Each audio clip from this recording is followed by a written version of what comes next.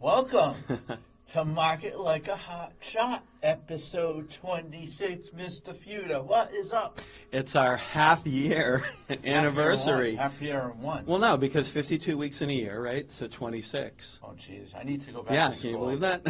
Should I go take a math class here at Freemium State? Maybe I need a refresher. What do you think? That would be kind of fun. I'll be the old guy. What's that movie? It was Rodney Dangerfield. Yeah, back to school. Back to school. Should I be like the new version of Rodney Dangerfield? That would be kind of cool. That would think I'm actually his, be like, really his cool. grandson. I probably could be his grandson, right? How old? I know he's passed. God rest his soul. Yeah, Rodney was. I don't get no respect. Yeah. I can't imitate him, but I loved him. He was so funny. Right, that was the good old days. The good old days. One more we'll get with it, but Caddyshack. Let's dance, and then a Journey song goes on. That's like when on the golf course. Oh, yeah. She's getting in the hole. You know, Bill Murray. So today's a big topic. Because we're talking about converting like a hot shot. Because it's the overlap between marketing and sales. And, you meet a marketer, you meet a salesperson, we don't talk to the salespeople. Or the salespeople say, what do we need marketing for? But I'm doing this. Ironically, I'm interviewing for a marketing person right now for one of our clients, my recruiting company. Mm-hmm. I do this you thing, like this. Here's marketing. Here's sales. How about this section right here? That's the conversion layer, right? Converting like a hot shot. Right. Is the most important part of the marketing cycle because, you may have leads. Oh, I got great leads. Or you got like 50,000 followers. Or, man, I got my Facebook ad generated all these clicks, right? How do you turn them into loyal, paying clients? Yeah, I mean, this is the perfect week for us to talk about this, too, given that, not to get too far off topic, but the week you and I have had, right, has been pretty incredible. This is what networking one, oh, my in goodness. a big way this week. You got holiday parties coming up. We're in December. Yeah. We had Metro West up on Tuesday, Metro West Mass Professional. Yeah. And we had a vendor of the year. Because, this company and this gentleman, a good friend of ours, has been there for us. It's been a vendor. He's been a great guy. It's about 6 times this year. Good guy. He's one of those people. For me, he started off as actually a client and then became a really good friend. It's kind of nice when you blur the lines that way. We're friends. Well, who is he? It's the one and only Charlie Passworth. Yeah. Charlie's an incredible guy. We love you, Charlie. You've been such a good friend to us, friends to, everything that we do. He's always a supporter. At the next Market Like a Hot Shot Live, I already told him, you're going to be our featured sponsor. He's been such an incredible person. Yeah, I mean, it's good. I mean, because we even did a little presentation there at our event. Yeah. He knows how to convert leads. He does. He explained he was very focused on what a qualified lead is for his real estate business. And that's one of the, we'll get into some more tips and tricks definitely down the road here, but that stood out. And, it was good to have him speak. I just and we put a YouTube out there on the AIMC Business Solutions YouTube channel. Yeah. You will see our video from that event, so check that out. And then came Wednesday. That was an interesting night. It was a fun night. That room was packed. We're at Fogo de Chao, Yep. Back Bay, Boston. Man, the city lights, the holiday lights out there, rocks. That photo you got of the Prudential, even driving in, we were going in the Pike under that, the bridge that has the Lucid store, Lucid, Rivian. Some one of those electrical cars with the big lines on them. Yeah. But going to the city that night, it's crazy. There was so much activity going on. It's freaking cold out. Yeah, that's the worst part about it. Still, I got this big sweater on now. I'll probably wear this thing till May now. But we had over 100 people. AMA Boston was there. Hey, you heard what happened with AMA Boston, right?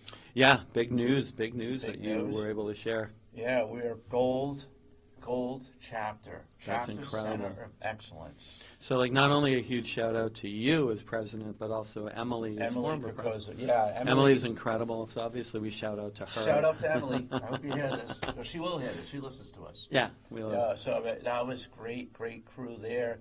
And then last night we capped it off with the Metro West Chamber of Commerce. Yeah, we had the Big business event. after hours, which Yeah. was fun. This was good. I may become a rock star again. Yeah. I met this guy. It was this gentleman with his wife there. Yeah. That runs a school of rock. Not school of rock. Yeah, that's kind of, it's funny that you said that, because when they came in and they were describing what they were doing, I actually forget the name of their business, but I'll see them next week. Yeah. Speaking of follow-ups, but Follow-ups, yes. they brought a lot of really cool stuff, to the table. What they do, they help kids all over, not even just the country, but all over the world with their music program, making music accessible to kids everywhere. Whether they have a budget for it or not. So, a big shout out to the Big two. shout out. Yeah, the music is. Maybe I actually picked up the acoustic last night. Really? I did. I want to learn the Christmas songs again. Yeah. All right, I know it's a bad song, but I did Last Christmas. That song? Yeah. You know which one I want to learn What's that? is I want to learn some of the Trans-Siberian Orchestra. Now, that's intense. That's like That classical is, rock. yeah, that is good, and I've got to get a better distortion pedal for my electric in order to play that. But Yeah. it's one of my goals for 2026. Yeah. Pick up the guitar again. New Year's resolution. So Yeah. how about this? So what is, this episode's going to be all about the missing link between marketing and revenue growth. Right. So I know I'm talking too much today, but I Nah. have to say, like, when I'm interviewing the marketing candidates, Mhm. I ask them a single point question. What is the most important goal as a marketer? I love to hear and what's the most common answer that you The get? people, which is a nice answer. Yeah. But I was interviewed. I'm not the non-shout out to them, but I was like, oh shoot, that's not good, because you're a CEO of the company, or Right. you're chief revenue officer of a company. Mhm. You're hiring a marketing team. Are you hiring the marketing team to do these pretty Canva infographics everywhere? No. You're hiring them to, for your branding, to get the word out, to get those But why? leads, so that you can convert those leads to clients, To clients that would convert to paying customers. dollars, And- dollar yeah. signs. So Money. as a marketer, we want to convert like a Hotshot. You could shut off this podcast after this. Well, no, you don't want to. No, Because I'm we want them to only- listen to I'm the whole only thing. kidding. But converting to revenue that should be a mission statement forever and ever and ever. How do you do that? And that's what we're going to talk about today. Why conversion is more than just sales tactics, right? It's Right. about trust, time, and clarity. How do you do that? So that's the mindset of conversion. Build that mindset. Your goal is revenue, but how do you get that mindset? Right. What are the difference between leads and qualified prospects? I mean, a lead is pretty much anybody. I always like to use marketing and dating together. So, You just date a girl and yeah, like a lead, if you're walking into a bar, and I didn't use the Boston accent when I said that. a bar. There's no A bar. There's no R's in Boston. Anyone from Yeah. outside of the Boston area, there's actually 25 letters in the alphabet. Did you know that? There's no R. There's no R. The pirates took it.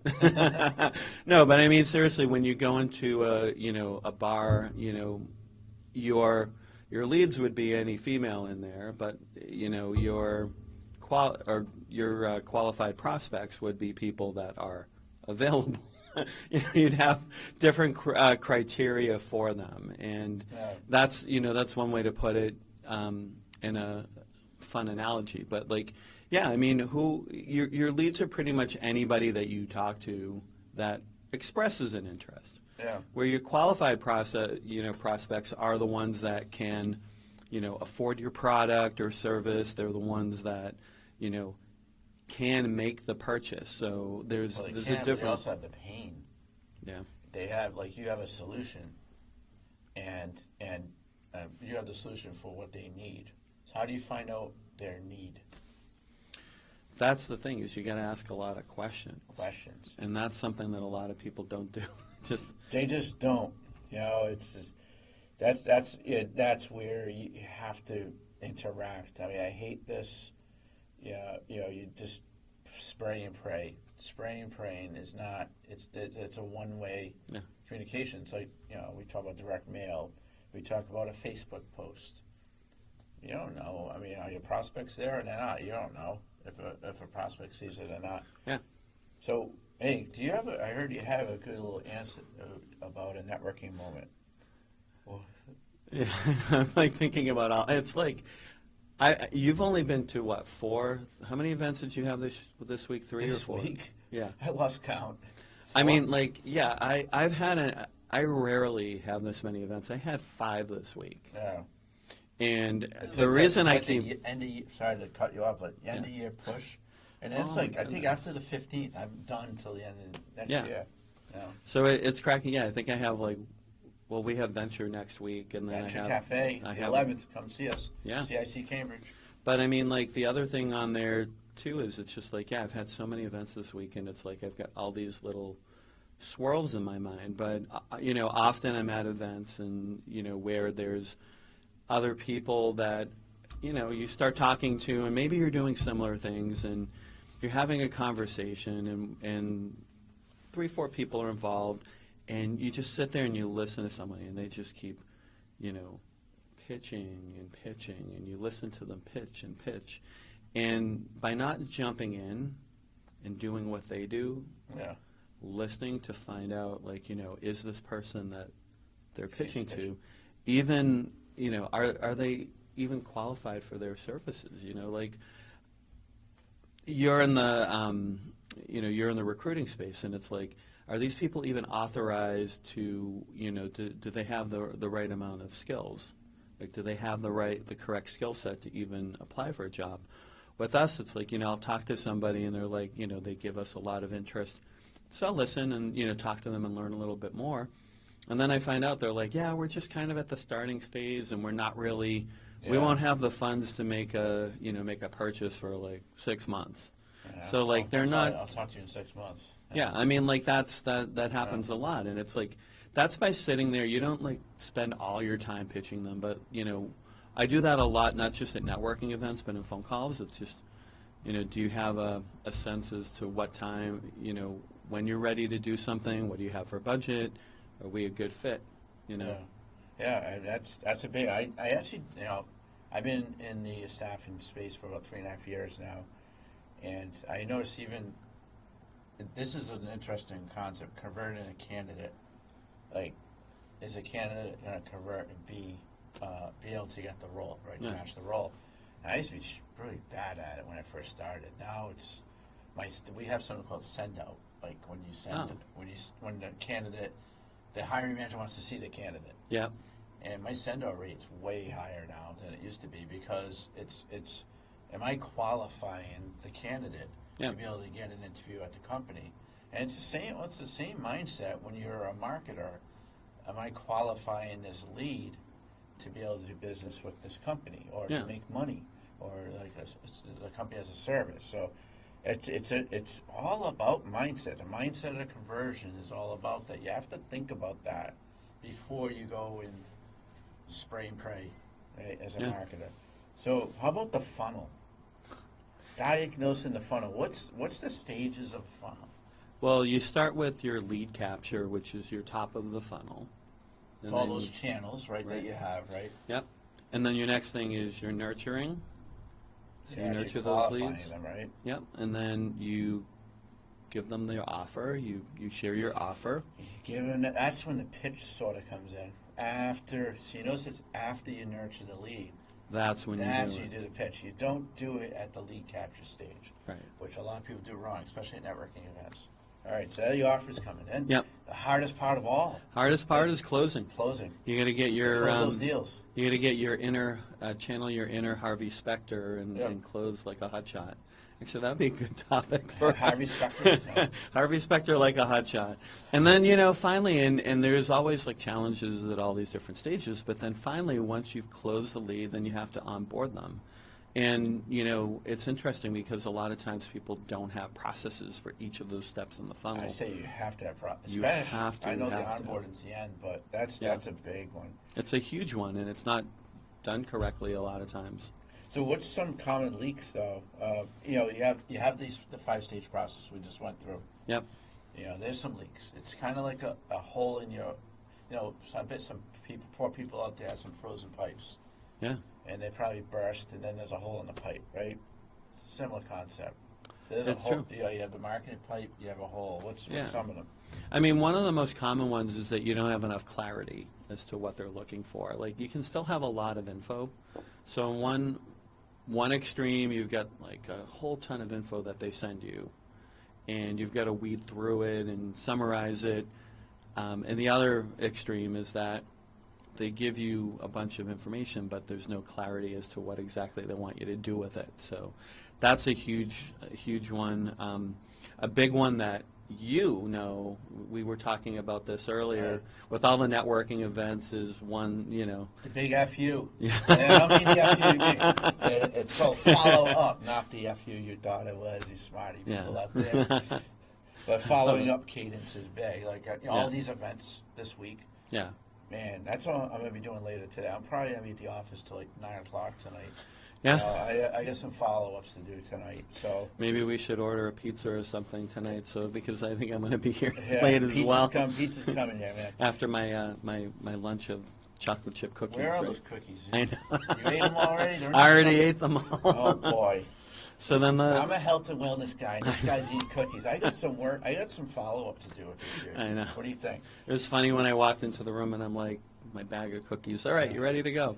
Yeah. So how about the urgency? Yeah, I mean, it's something we touched upon before, which is just either the lack of the urgency to make a decision or to act, or the authority.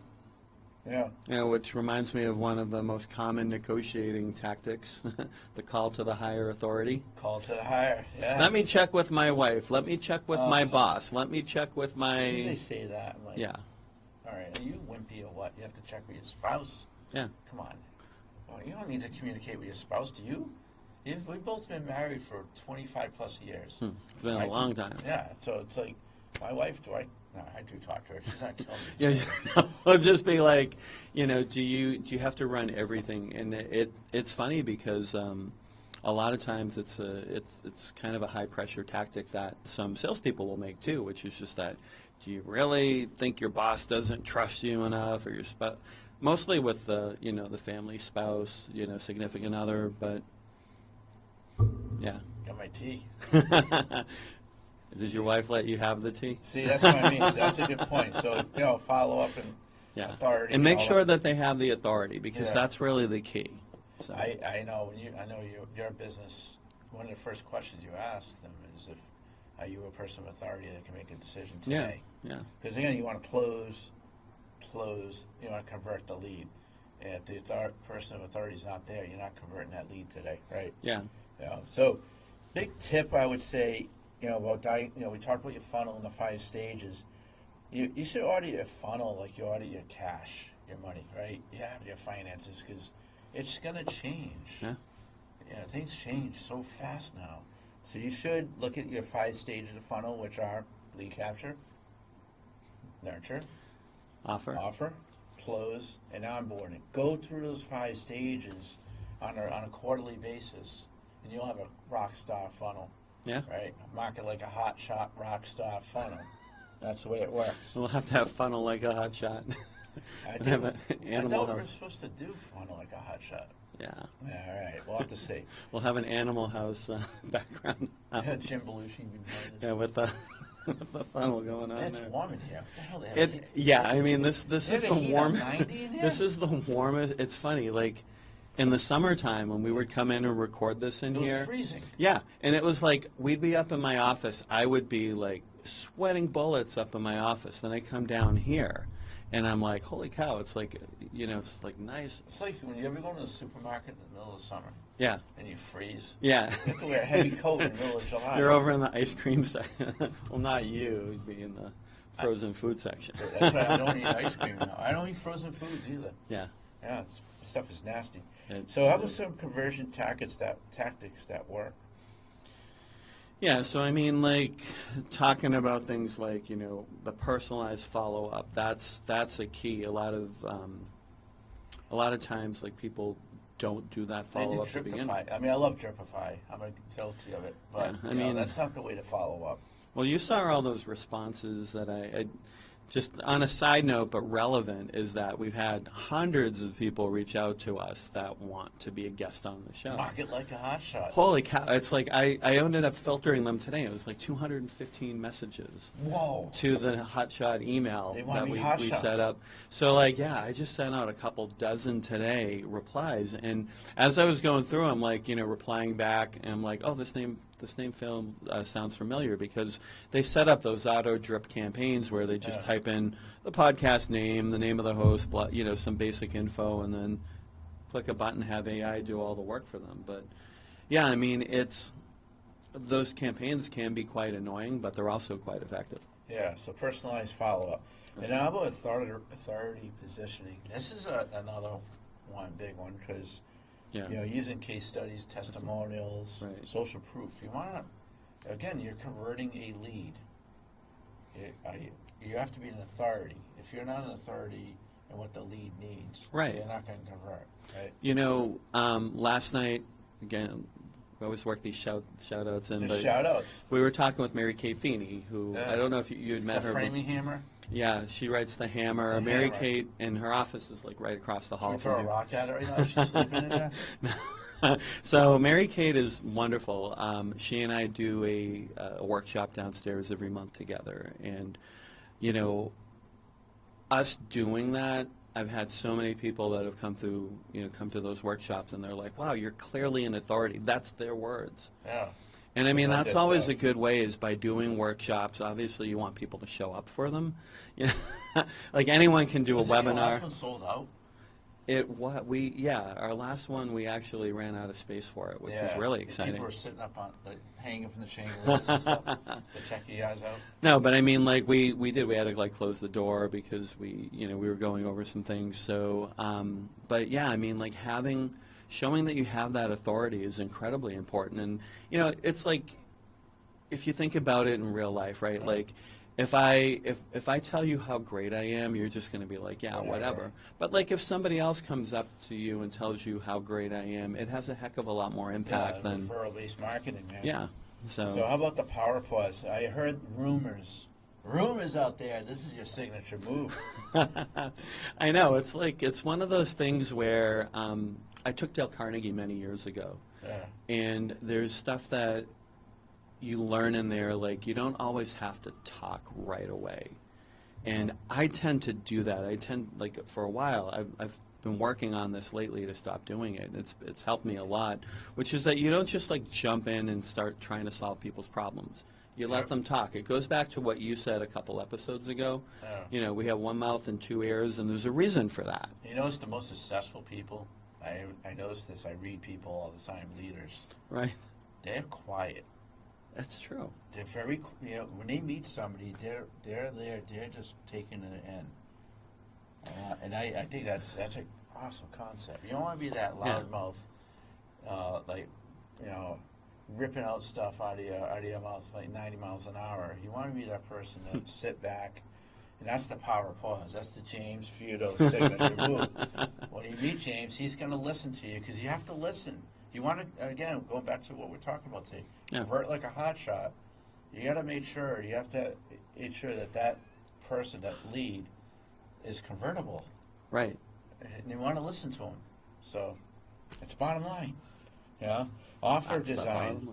And so, this is, what's this all about? Tiered packages? I mean, it's always a fun thing that you see it a lot everywhere, where you have your low-end package, your high-end package, and then your middle one. The middle one's always the best value. It always says best on it. Yeah, best value, and that's what typically happens, is that you figure out what your ideal package is that you want to offer, and then you come up with something low that solves part of their need, but not enough. And then you have something that's above it that's really for more. Like with us, we don't, we have three plans. We have one that's really geared towards small businesses, people that are starting out, like micro businesses. Yeah. And then we have like our typical plan, which is a custom designed website with a lot of the features that they need. But then we have an enterprise plan, which is really meant for those larger businesses. Where we're talking like, well, they don't want to do anything. Yeah, Right? like our clients that are like 10 million in sales and up. Like that's really where they fall. But like the mid-sized and smaller clients, we try and gear them towards those other two, and there's That's benefits value. with them. Knowing your client. Right. That's if you know your prospect, you're gonna convert. It's those implosion rituals. How to make that yes moment. How do they say yes and make it memorable? It's there's so many different ways that you can do that, and often people will celebrate a close with maybe Fireworks? I wish that would be a fun thing to do. But sometimes people will do things like they'll send like a small gift as a thank you They for should. for starting their business. Cookies. If you close a deal with Feudo here, yeah, give them some cookies. I'll bake. Yeah, get me some cookies, or I'll bake you some. With our next, use market like a Hotshot code. Market like a Hotshot, and you'll get a bag of cookies with your website. No, but in all seriousness, we have a client that's a florist, and a lot of people will use someone like him they'll send not flowers like roses, but a nice little bouquet that can sit in the office with a thank you note attached to it. We're talking about Charlie Passwork. Charlie, always sends thank you notes. He sends cards. He gives those house things. I know, with the Reese's, not the Reese's, the Hershey's Kisses in them. Nice. It was so good. I was starving that night too. Don't tell me that was your dinner. No, I had dinner. No, Charlie and I had dinner at your I event. was gonna say this guy has cookies for lunch and Hershey's Kisses for dinner. Yeah, very healthy lately. We have some work to do here. Yeah. So that's some of the things that I've seen and used. How about you? What's your favorite closing ritual that people use? How to make the yes moment memorable? Yeah. I take him to a Red Sox game or Patriots now, right? You want to do something fun. You want to do some sort of a celebration. Yeah. That's because you want to make it memorable. Right. I remember back in the day. When I was in IT, I have to say, I had some fun. Well, besides the job itself, we closed the deal. I went to the Super Bowl one year with the Patriots, the first one. In 2004? 2002, again in New Orleans. Went to New Orleans, and then another one. I want to see Bruce Springsteen at Fenway Park. The marketing sales team for that company did a great job converting me to buy something, and the result was they took me to see Bruce Springsteen. That is in so Fenway. cool. He played for 3.5 hours. Huh. He went over, it was a funny story, not to divert, but he played past 11, and you're not supposed to play past 11, so, or what? He's like, who do I need to write the check out to? Where's my checkbook, At the time, Clarence Clemens was still alive. Oh, yeah. So he's like, Clarence, put your saxophone down and get myself a check.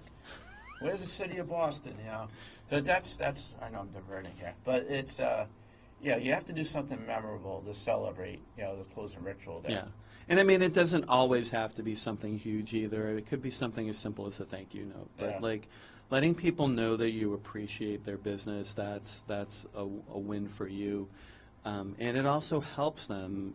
It helps prevent them from maybe going elsewhere. Yeah, because they'll remember you.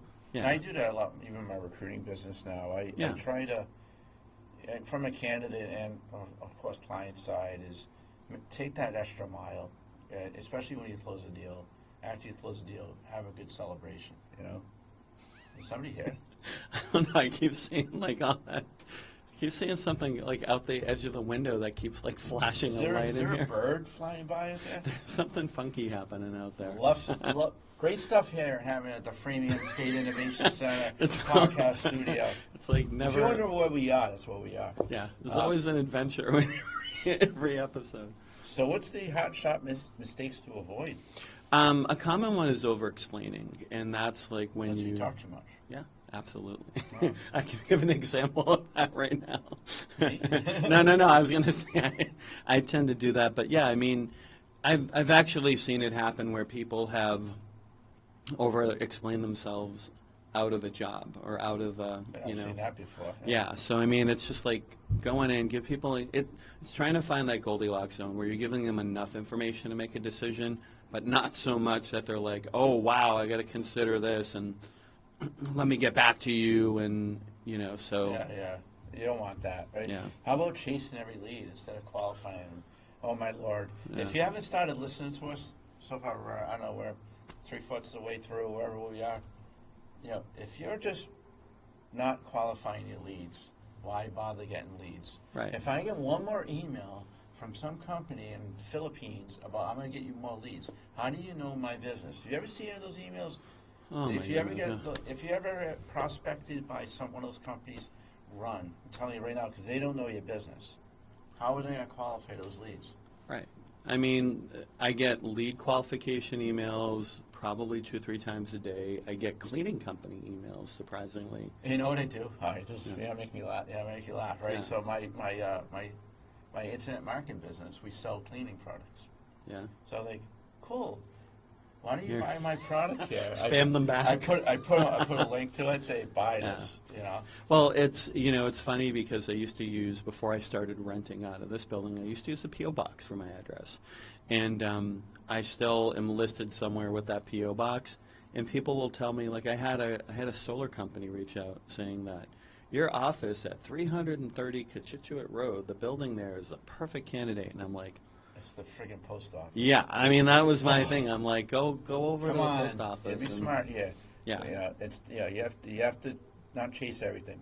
And then we talked about the onboarding as part of the funnel process. That's the last process, right? Yeah, and I mean, you want to make sure that that's smooth because the thing you want to avoid, obviously, is buyer's remorse, right? Like, Yeah. and sometimes people overshare after they do the You got the lead. deal done. Yeah, I mean, Get like, done. I've heard stories, and I know you have ones that you want to share as well, but, like, I've heard stories of people where after they've closed the deal, signed up the client, and they're like, yeah, we would have gone down another 10% if you had just asked for it. And I'm Oh. like, are you out of your mind? Stupid. Oh, no. That's good. They go to Yeah. go to the hot market like a hotshot school and keep your mouth shut. Yeah. But That's I a mean, good one. you've got to have a bunch of these war stories, I have right? too many. We could be here all night, man. We'll Yeah. be here till like next week. Yeah. But I think most of the deals that are lost is due to bad follow-up. Right. And we always say you have to have a system of follow-up. I would say draw it out for each qualified prospect that you have. Right. Is in the recruiting game, in the staffing business, you got to be on your game, man, because great candidates have multiple offers. You have to almost assume that. And Yeah. then likewise, the other way around, Yeah. Great company to work for, they probably have thousands of candidates. Same thing, I'm using that business as an example. Yeah. If you have bad follow-up, you're going to lose. That's we do the same thing whenever we talk to a lead or qualified prospect. We just make that assumption that they're talking to somebody else as well, and so we're really careful about what we say, how we say it, and make sure when we follow up that we're giving them the information that they need and we're checking in and doing everything appropriately, because that's something where we see so many deals fall through because of that with other Yeah. people. You get excited when you converted the lead. You're getting to the offer stage. I'm offer. I'm done. Yeah. No, I mean, that's just the beginning. That's just the beginning. That's the beginning of good, but you have to keep it good. Right? So converting like a hotshot framework. It's the triple C's. The What triple are the, Cs. We'll call it the triple C's. What are the triple C's? I love it. So the first is clarity. Yeah. Knowing who your ideal client is and what their pain points are. Yeah. I mean, how many times have we said pain points and Pain talked points, about that? yes. Repetition is the mother of Clarity. skill. Clarify it. And then the second one. Connect. Build trust with authority and presence. Mm. This goes back to that lead thing I was complaining about, right? These lead companies that I'll give you thousands of leads. Yeah. How can you trust them? How can you trust those leads? You You have know- to trust an authority. Right. Follow the company that's prospecting you, or the other way around on LinkedIn. See what they do. Learn about them. Are they a trusted authority? Are they getting great reviews? Yeah. Talk to people, referrals. Do they have a great authority? Do they have great presence that they're showing off there? That they're a legitimate solution for what you're looking for. So you want to connect. And then the hardest C of all. Close. Yeah, confidentially inviting them to the next step with urgency and clarity. So you go back to the clarity and urgency. Yeah. So is this like a ceremony for a trust? How do you do this now in your world? I mean, you're a marketing business. Yeah, and when we close somebody, we do want to reiterate, confidence and trust, and to throw another C in there, another C word in there, is competence. Is like, do you want, because often right after you close, like that process of closing, in our case, it's, the contract, getting that signed, showing that you have competence through that stage, showing that, you're still showing up for meetings on time, and showing interest in them. It's like, a lot of times people make the mistake of they close the deal, and then it's like, okay, you're in the back burner, and I'm worried. I'm, That's focused the worst on. thing to Yeah. do. And I follow up with all my clients. Like, I see that a constantly, lot, where it's like constantly. you feel ghosted after you've you do the deal. closed with somebody.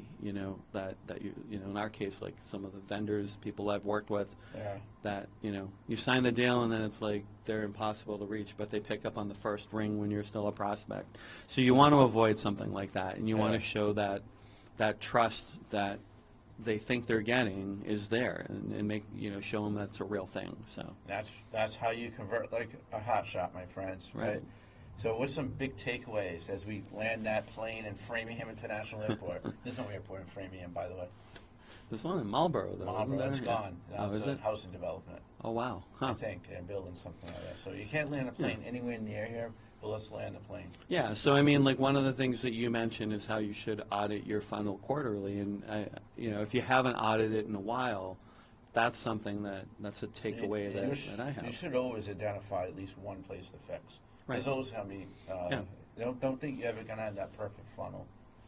True. Right. How about another one, man?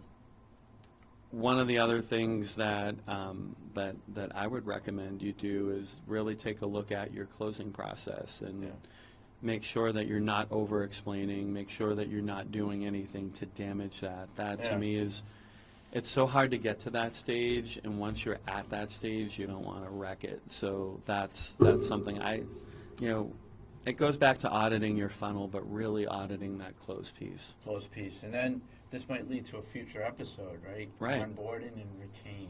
Yeah. The upsell, right? If we talk sales terms, but how do you retain and continue a great relationship with your new customer? We were talking about prospecting today.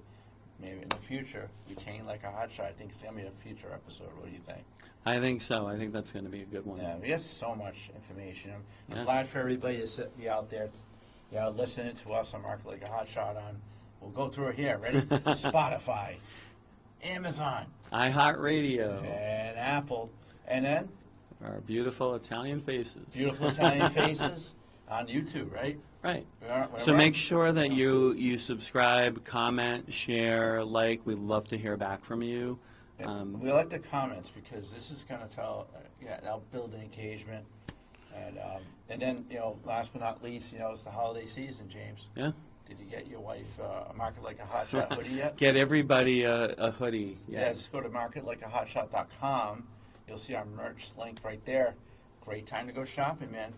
You need it for these days. But you know what? It's so hot in this room right now. I think I'm going to go outside. Yeah, I think it's more like Hotshot T-shirt weather. Hotshot T-shirt weather in this room. But then you go outside, it's a hoodie. So, all right, so definitely follow us, marketlikeahotshot.com, on all the platforms you love, and we will see you soon. I hope you all convert like a hot shot. Have a good day. Until next time. Yeah.